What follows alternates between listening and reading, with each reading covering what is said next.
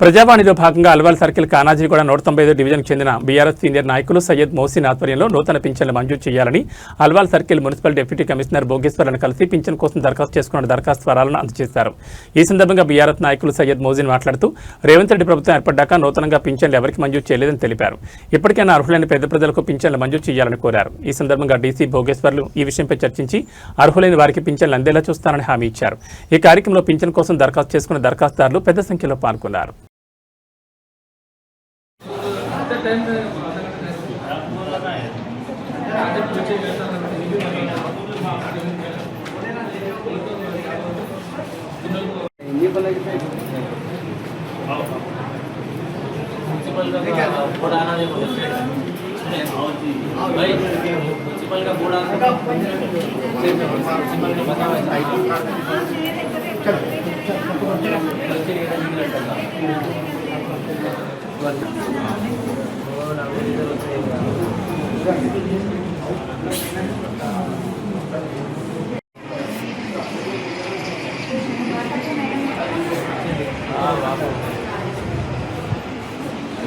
Road వేసినప్పుడు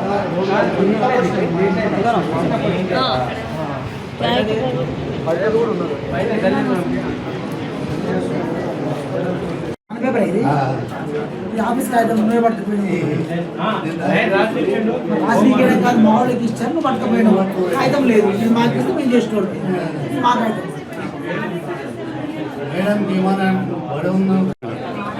కూర్చో కూర్చో అది 600 ఉంది పోయి అంతకుముందు 100 ఉంది. నేను వస్తాను కూర్చో